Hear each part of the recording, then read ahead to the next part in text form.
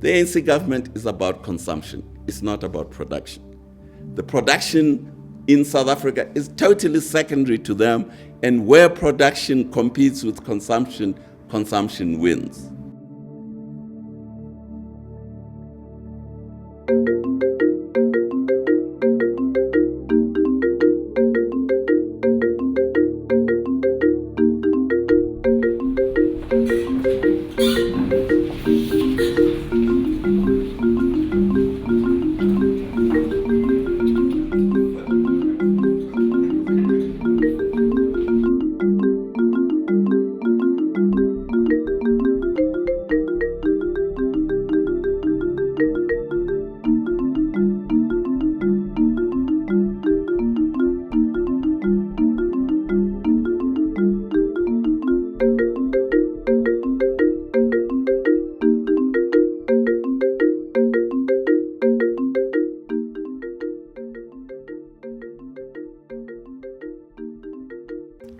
Today, I've been asked to discuss what the ANC has achieved during nearly 2 decades in power. But I know what normally gets done when we discuss what the ANC has achieved in power. We normally talk about how many RDP houses have been built. Now, I studied building technology, and when I worked for the Greater London Council, building some of their working class estates in London. And when I look at what I built in London and compare it to the RDP houses, I really do want to cry. So I'm not going to talk about RDP houses, how many were built, how many are still standing, how many were washed away. I'm also not going to talk about the roads that were built in the township. I saw a documentary by one of the TV companies about a road that was built in Polokwane, and it was built in such a way that all the storm water rushed in when it rained straight into the sitting room of the houses next to the road, so that the families who lived in those houses couldn't live in their houses. So no, I'm not going to talk about that.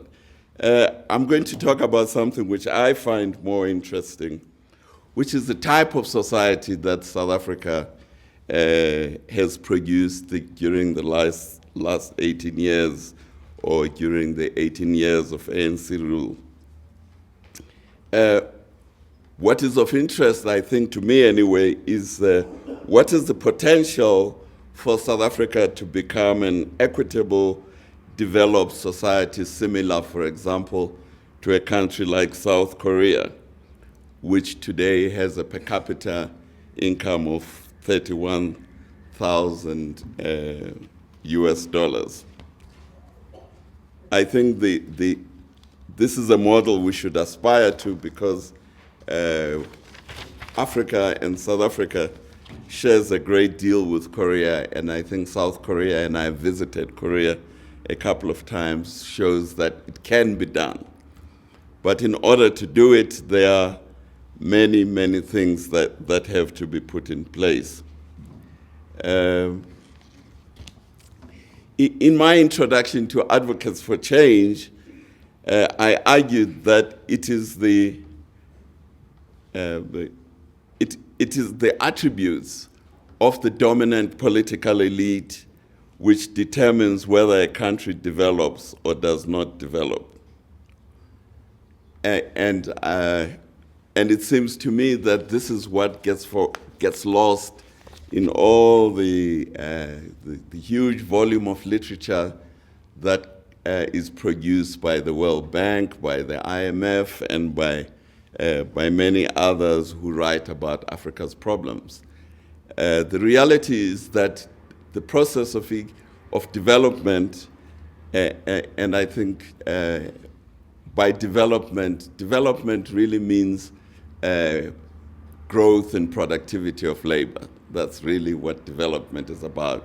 The more productive your labor is, and the more equitable the results of that productive labor are, the more your country develops.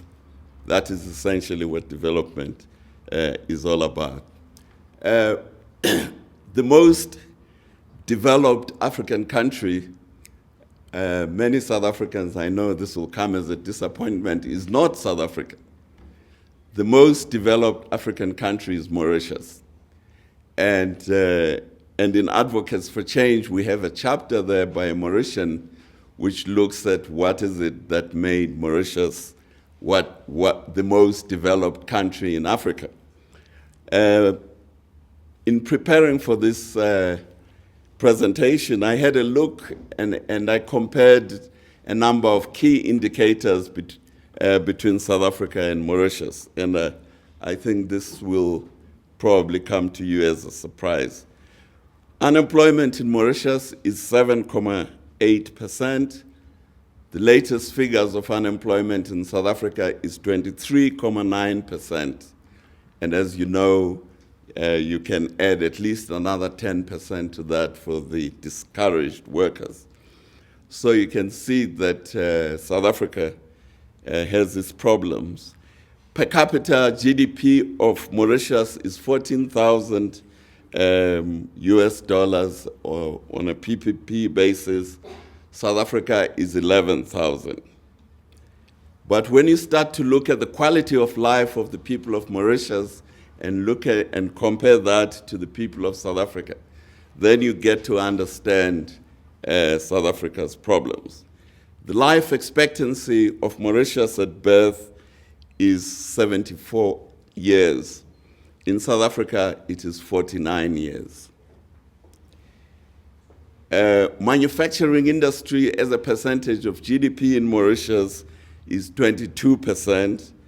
In South Africa, it's 14.6%, and it has been falling. And infant mortality per children who die before the age of 5 per 1,000, in Mauritius it's 17, in South Africa it is 65. So there is something very, very wrong with South Africa. And when we say something is wrong with South Africa, there's something very wrong with how the political elite are managing South Africa. Because you and me, who are not members of the political elite, maybe there's one or two, the professors may be members of the elite, but I'm not.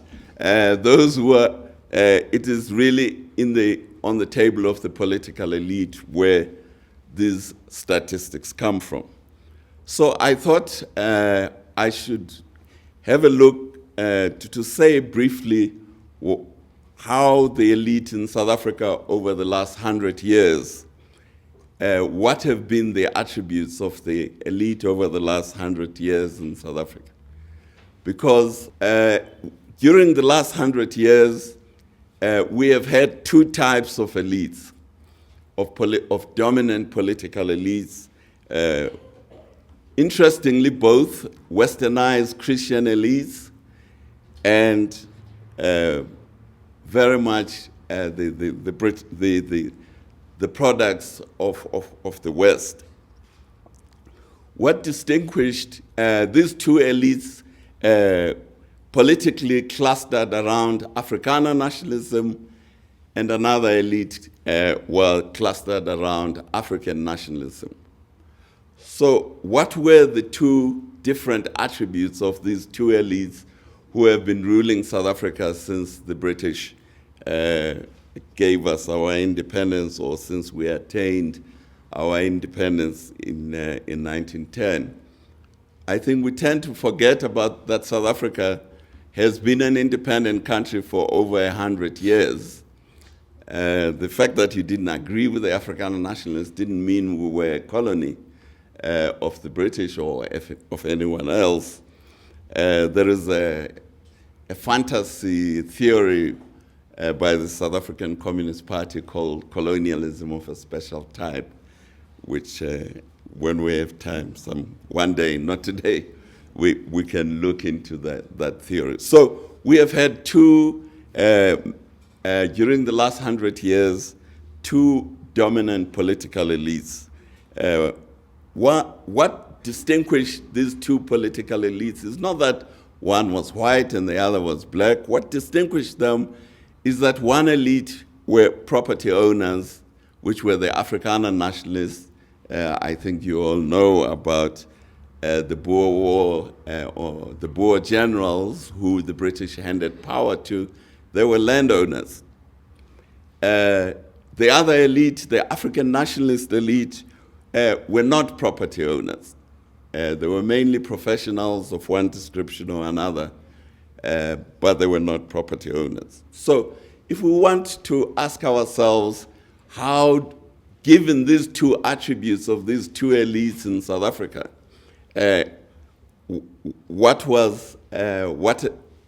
how do the attributes of property ownership and lack of property ownership manifest themselves in the development of society?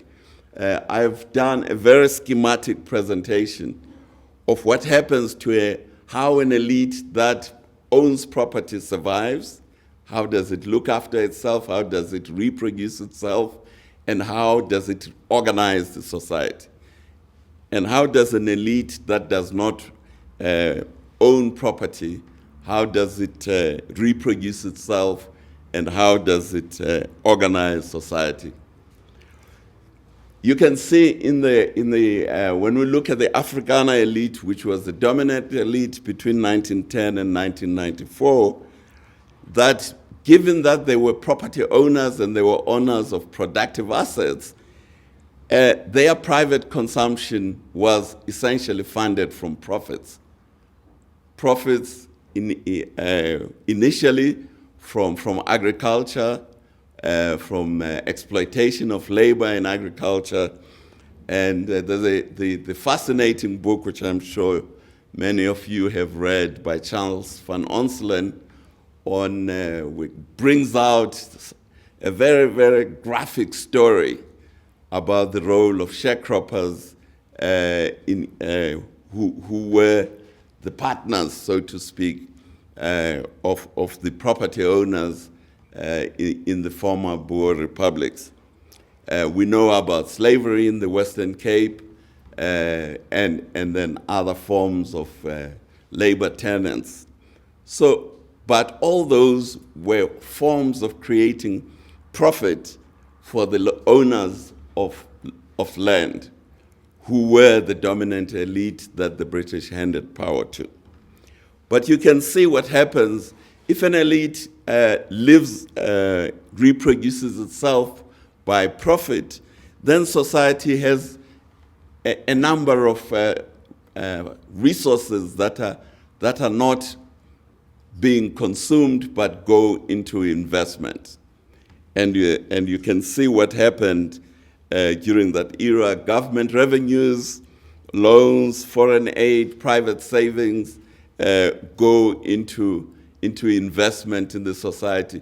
Investment primarily to make the assets of the elite more profitable. If you look at the South African railway infrastructure today, we have over 20,000 kilometers of railway network in South Africa. A huge part of that railway network was created in order to service the agricultural sector. So you have a development of an infrastructure to make the productive assets of the political elite more productive, more profitable, and so on, which is why we got the partial industrialization of South Africa that we see today. If we then fast forward to the new elite that takes power after 1994, since they don't own productive assets, the consumption of this elite is financed by state revenues. And by and large, this is what has happened in sub-Saharan Africa. We have seen the use of state revenues to finance the private consumption of these elites. But the consequence of diverting resources to the private consumption of the dominant political elites is that you have fewer and fewer funds available for investment. And if you look at what happens, the private savings become more and more taxed. If you look at South Africa today, I think 1/3 of GDP is now government spending, and more than half of that GDP goes into salaries and social welfare. So you see, as I point out, you are left with loans and with some foreign aid. But since there is very little foreign aid, you are in fact left with debt as being a way of funding the rest, the investment in the society, especially infrastructure investment. Now, I think we've all seen the struggle over e-tolls. But why do we have a struggle over e-tolls? Because huge amount of South Africa's revenue is diverted towards the consumption of the elite, of their state, and of their civil service, their parastatals. Somebody pointed out to me the other day that South Africa, the South African taxpayer, is unique amongst taxpayers in paying twice for the same thing. You pay for the medical services of the people of South Africa through your tax. But you also pay a second tax, which is your medical aid. You pay a tax to have the police to protect you, the army to protect you, okay, I won't mention Richard Mdluli, but you pay essentially to be protected by the police. But on top of that, you pay another tax to the private security companies to protect you. And you can go down the list on education and so on and so forth. So South Africa, precisely because of the characteristics of our dominant elite, you have this massive taxation of our society. And I will come and mention, I will say what the consequences for the development of our economy of this massive tax burden that the taxpayer in South Africa sits with. So since my topic is, I think my topic is what has the ANC government achieved in 18 years, I think it is becoming clear just from this where the bottlenecks sit and where the problems are, and why Mauritius is a far more developed country than South Africa is. And interestingly, Mauritius is pushing its manufacturing as percentage of GDP from 22% today. By the end of the decade, they wanted to go up to 25% of GDP. In South Africa, it's been declining since 1990. Now, what I've tried to do here is to show the type of social system or social structure that has emerged in South Africa during the last 18 years. Because this shows you very clearly why South Africa is not developing, why we are sitting with an estimated 64% of the African population in this country living in poverty. Why we have this massive population living out in the open veld, in the shanty towns of Diepsloot, of Khayelitsha, of all the camps that we are seeing, and why we are seeing decline in employment in this country. If you look at the society that has emerged in South Africa under the supervision of the ANC government, I have identified 5 key social groups. I'm sure there are many others, but for purposes of our presentation here, I have identified 3. What was one of the unique social developments of 1994 was that prior to 1994, the elite that controlled political power also controlled productive assets. After 1994, there was a separation between the controllers of political power and the controllers of economic assets. And this has had enormous consequences for the development of this country during the last 18 years. And I'll try and go through this very quickly. If we start with the owners of capital, or the economic elite, or the bourgeoisie capital.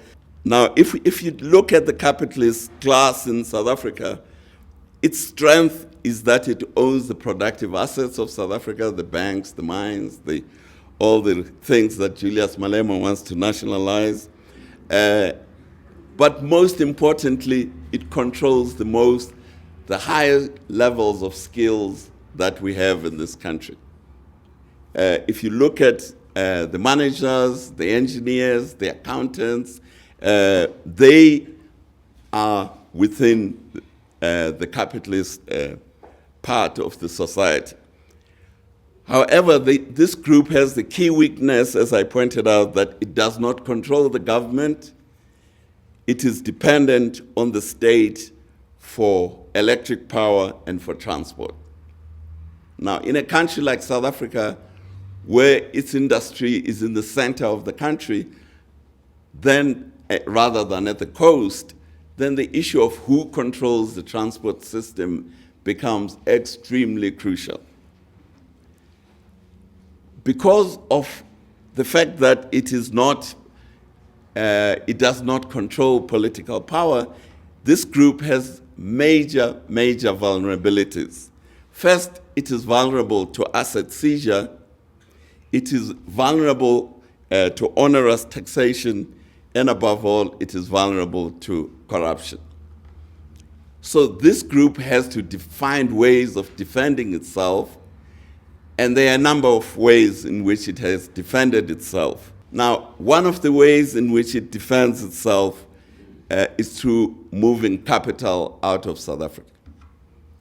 According to a study which was published recently by some academic here at Wits, in fact, they show what has been happening to illegal flight of capital from South Africa. According to them, as a percentage of GDP, capital flight increased from an average of 5.4% per year between 1980 and 1993 to 9.3% between 1994 and 2000, and averaged 12% between 2001 and 2007, finally peaking at a staggering 20% of GDP in 2007. Now, to get to 20% of GDP in South Africa's GDP is over 20 billion United States dollars. Now, when you're moving 20% of your GDP out of the country, there is no way in which you can develop your economy. So the issue of the insecurity of the owners of capital is one of the central development problems that South Africa has.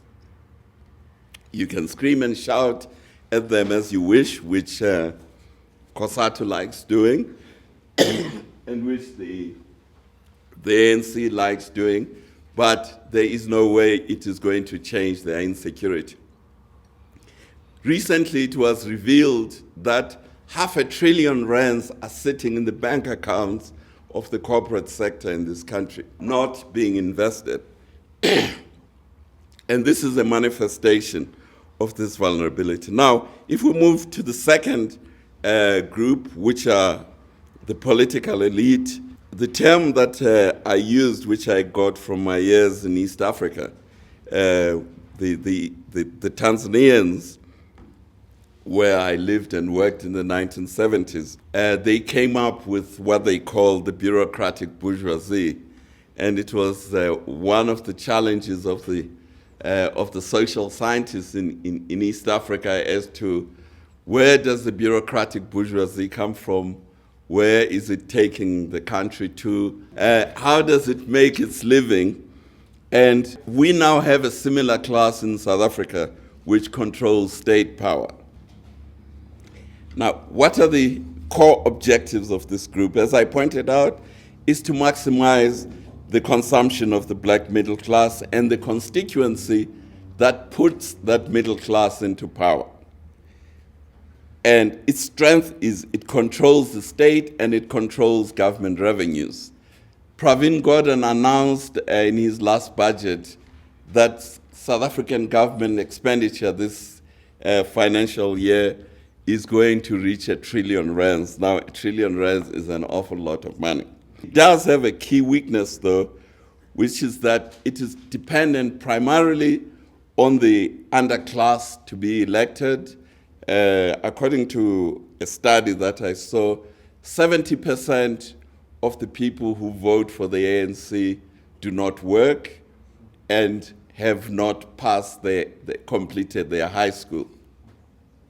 So and also they have very weak management skills, which manifest themselves in the service delivery protests that we see happening as a daily event in South Africa. And their vulnerability is the change of allegiance of this underclass. So we can see that we have two primary controllers of political power in South Africa.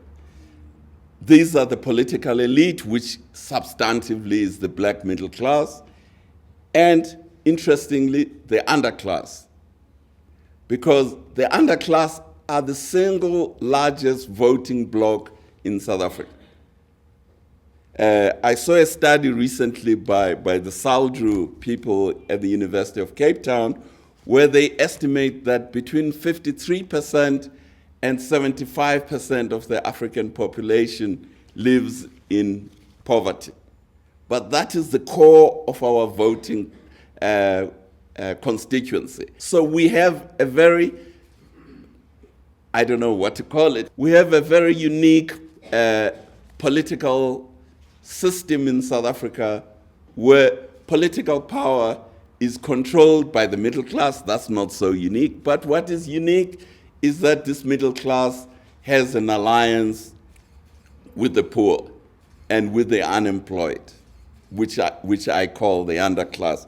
And it's very important to realize that the African poor in South Africa are not like the African poor in Tanzania. The African poor in Tanzania are peasants. They can grow their own food. They're actually playing a role in the world economy. They grow tea, they grow coffee. They are players in the world economy. South African peasantry was destroyed by the mining industry as far back as the 19th century. And so we don't have a peasant class, we have an underclass. The destruction of the peasantry in South Africa has created this unique social system whereby today political power rests between the black political elite, which is the black middle class, and the black poor, who control political power. The consequence of this is that we have a society that is driven by consumption. And this is a very critical dimension about, if you want to understand what the ANC has achieved in the last 18 years, the ANC has been driving a consumer revolution. And this consumer revolution has been at the expense of production in South Africa.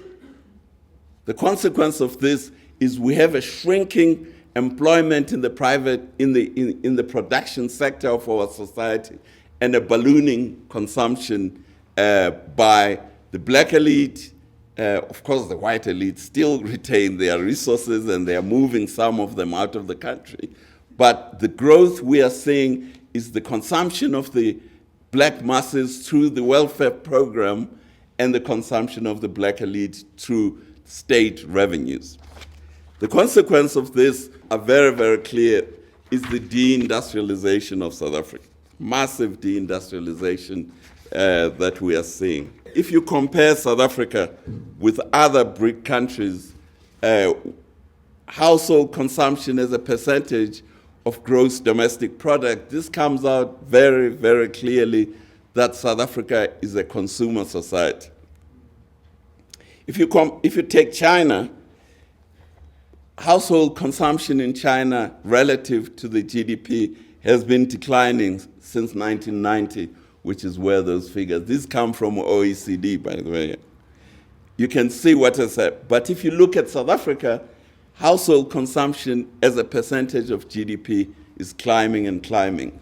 I was told by a friend of mine who's an economist in Investec that today we are sitting with 72% of household consumption as a percentage of GDP, which is exactly the same as the United States. Now, how do we achieve this? We achieve this through the tax system. I think the most efficient department, it is recognized, the most efficient department in the government of South Africa is the tax collection system. And you can see what it does with your taxes. Now, given the massive inequality that we have in South Africa, it's very clear who is consuming most of the money that is collected through the tax system. If we look in a bit more detail and compare South Africa to China, you can see very clearly private consumption in South Africa is climbing and climbing and climbing. If you look at China, on the right-hand side, private consumption is relative to GDP is declining. But what is growing in China is gross fixed capital formation, whereas in South Africa, gross fixed capital formation is stagnating below 20%. The consequence is the massive poverty in this country, the massive unemployment in this country, and all the ills that we see. What is interesting about this is that South Africa's government consumption is over 20% of GDP, whereas China's government consumption is below 15% of GDP. Just to give you an illustration of, I was talking the other day to the CEO of BMW, asking him about what car does the General Secretary of the Communist Party in China drives. He told me that he drives a 5 Series BMW, which is made in China. The General Secretary of the South African Communist Party drives two 7 Series BMWs, which are wholly imported from Germany. So that gives you an idea of what the elites are doing to this country.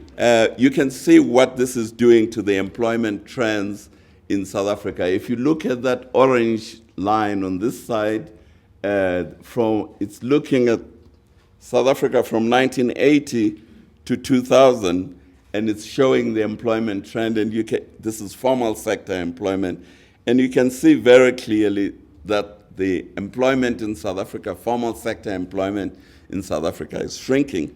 There is a famous book which was published recently by Wits called Eating from One Pot. I strongly recommend that you read this book because it brings life into what that graph is telling you. It tells you what the impact on the people is. Looking at the shoe industry in the Natal Midlands, what the consequence of the underinvestment and the collapse of our footwear manufacturing industry, what it is doing to the lives of the people. It's an incredible book, which I have been pleading with my friends in SABC to do a documentary on this book, but well, they haven't done it yet. I suppose they are consuming also, and too busy to make the documentary. I've talked of the alliance of the black middle class and the black poor being the core of the political power in this country. That tells you how the poor are bought off. This is the growth of social grant recipients in our economy. That's what buys off the black poor into this alliance. One of the interesting things about I think about South Africa is that we are a country that's deindustrializing, but our welfare state is growing. And this is directly the effort by the political elite to buy off the vote of the black poor. And one of the interesting things about the demonstration or the clash between COSATU and the Democratic Alliance, I worked for COSATU for 3 years in the early 90s, but I don't have the heart to tell them that actually they are not part of the ruling elite in this country. It's the unemployed who are part of the ruling elite. And the DA, although there's lots of criticism of it, the irony of it is them targeting the black unemployed is a real change in their strategy, which is likely to produce results, because that's why there is a freaking out on the part of the ANC and on the part of, I suppose, COSATU. In the case of COSATU, frankly, I think they are kidding themselves if they think they are part of the power bloc. They may be part of the ANC alliance, but they are not part of the power structure of South Africa. It's the unemployed poor who are part of the power structure in this country. So in conclusion, ladies and gentlemen, I've done what I think is a very simple proposal. I wouldn't call it, put it stronger than that. A proposal of where South Africa should be going. Certainly, the massive consumption by the black elite is unsustainable and has to be reversed.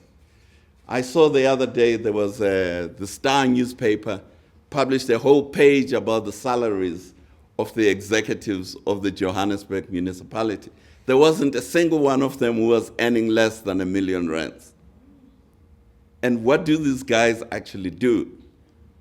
They're earning a huge amount of money now. Multiply that with the many other cities that we have in this country, and you can see for yourself what is happening to the wealth of South Africa. It's being diverted to from the production sector of South Africa to this massive consumption by the black elite, and incidentally to this welfare spending, which reinforces the poverty of the poor Africans. It doesn't solve their poverty. It reinforces their poverty. And if you look at, for example, one of the statistics that I found from the Institute of Race Relations, I was looking at youth unemployment. When the DA started campaigning, I tried to and understand what is the DA on about. And one of the interesting statistics that I found from the Institute of Race Relations, this is youth unemployment, i.e. unemployment of people between the age of 15 and 24. How many of them, a percentage of them were unemployed. In sub-Saharan Africa, it's 11.9% of people between 15 and 24 are unemployed, i.e. not in education, not working, and so on. In North Africa, it's 23.7%. In South Africa, it's 48.1% of that age group. So you can see the devastation that South African society is going through today and has gone through in the past. This statistics of youth unemployment, the comparison between sub-Saharan Africa and South Africa, is obviously the destruction of the peasant class. The reason sub-Saharan Africa has a low youth unemployment is because they are working in the fields, whereas in South Africa, they're sitting at home because there's no peasant agriculture, no viable peasant agriculture in this country. So what I then thought was, okay, having criticized everybody, I should try and come up with some proposal. The first proposal is the development of entrepreneurs. Instead of developing an administrative class, which is what the ANC has been developing in the last 18 years, it has been developing an administrative class. We have to develop a productive entrepreneurial class in South Africa. Without that, we're going nowhere. An entrepreneurial class obviously has to have the science, maths, engineering, and management education. Without that, you cannot be really an entrepreneur in the modern economy of today. But a third point which I'm making is that we need a new politics in South Africa, a new, more inclusive politics, not a politics just dominated by the black elite and the black poor, but we need a politics that is more inclusive, that will include formal sector workers like my friends in COSATU, that will include the owners of the productive assets of South Africa, the capitalists, as you, because without including these two critical components of our production system, which is the formal sector workers, most of whom belong to unions, and the capitalists who control our assets, as long as they are out of the political loop and the decision-making system, political system of South Africa, we will never have economic growth that is meaningful. We will be treading water between the 3.5%, which is what is happening to South Africa. Because these two groups, at the end of the day, control the productive assets of this country. And if they are not incorporated into the decision-making of our political system, you are not going to see economic growth. I think I should end there, ladies and gentlemen. Thank you very much. I don't know if I have answered the question. Thank